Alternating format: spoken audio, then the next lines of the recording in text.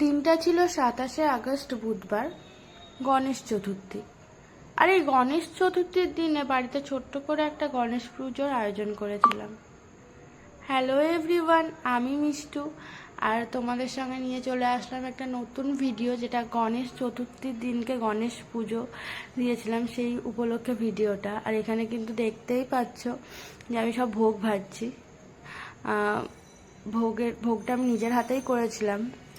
আর এখানে কিন্তু ফল টল কেটে সব ঠিকঠাক করছিলাম। তো হঠাৎ করেই মনে হয়েছিল যে পুজো দেওয়া যাক, তাই দেরি না করে পুজো দিয়ে দিলাম।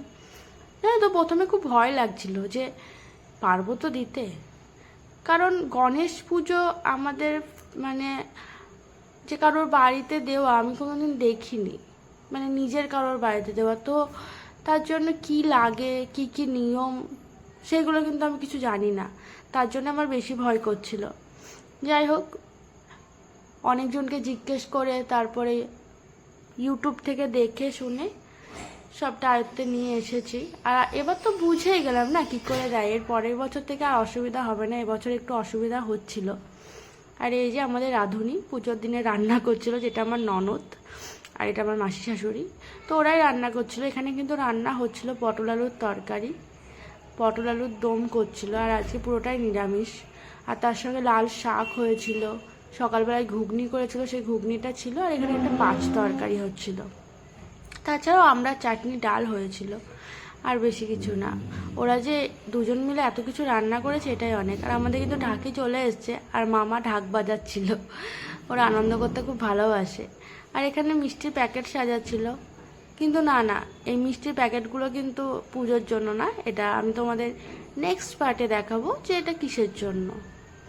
আসলে আমি ভিডিওটা এতই বড় করেছে না, যে আমি একটা পার্টে দেখাতে পাচ্ছি না, সম্ভব না, কারণ কেউ দেখবে না না হলে। আর এখানে কিন্তু আমি ওদের সঙ্গে ইয়ার্কি মারছিলাম যে নতুন রাঁধুনি এসছে ও শ্বশুরবাড়ির নাম, ওই জায়গায় নাম করে, যে কেউ যদি যোগাযোগ করতে চাও যোগাযোগ করতে পারো, এইসব নিয়ে কথা হচ্ছিল এখানটাতে। আর তা হতে হতে ওরা রান্নাও কমপ্লিট, আর এদিকে পুজোও কিন্তু শুরু হয়ে গেছে অনেকক্ষণ আগেই। সব ঠিকঠাক করে দিয়ে এসে একটু বাইরে এসেছি, কারণ ওখানে তো ফ্যান চালানো হচ্ছে না, প্রদীপ জ্বলছে, আর একটু গরম গরম করছে। জানো তো, প্রথমে খুব টেনশন হচ্ছিল যে পুজোর দিনে যদি বৃষ্টি পড়ে, কারণ তার আগে এত বৃষ্টি হচ্ছিল যে ভাবছিলাম যে যদি বৃষ্টি পড়ে কি হবে। কিন্তু যাই হোক, ঠাকুরের কৃপায় কিন্তু সেদিনকে বৃষ্টি পড়েনি। সেই 2-3 দিন বৃষ্টি পড়েনি বললেই চলে। আর গরম কিন্তু খুব একটা ছিল না। আর এখানটায় কিন্তু আমি নিজের হাতে সব সাজিয়ে দিয়েছিলাম মিষ্টি ভোগ, আমি আর আমার শাশুড়ি মা মিলে। আর কিন্তু এখানে ব্রাহ্মণের ফোন এসেছে, তোমরা খারাপ ভেবো না, ফোন এসেছে, ফোনটা কিন্তু বেশিক্ষণ কথা বলেনি।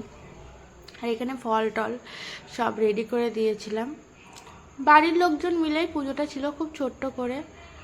আর এই যে আমার বর, ওরই ইচ্ছে যে বাড়িতে পুজো দেবো, হুচুক, তো বললাম চলো, পুজো তো ভালো জিনিস, দেওয়াই যাক। আর জানো তো, ভিডিওটা যে এডিট করব এতদিন ধরে এডিট করা হয়নি। পুজোর জন্য আমি প্রায় 15 দিন গিয়েছিলাম শ্বশুরবাড়িতে, ওখানেই ছিলাম পুজোর আগে একটু পরে পর্যন্ত। তো সবটা মিলে 15 দিন ছিলাম।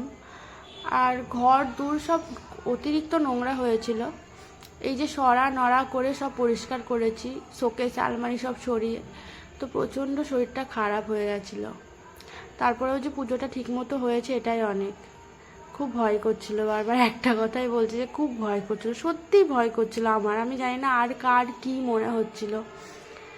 তো পুজো টুজো হয়েছে, একটু খাটাখাটনিও হয়েছে, খাটাখাটনি তো হবে নিজের বাড়িতে কাজ দিলে। কিন্তু এখন না শরীরটা একটু খারাপ, তার জন্য তোমাদের সঙ্গে ভিডিওটা পোস্ট করতে পারিনি।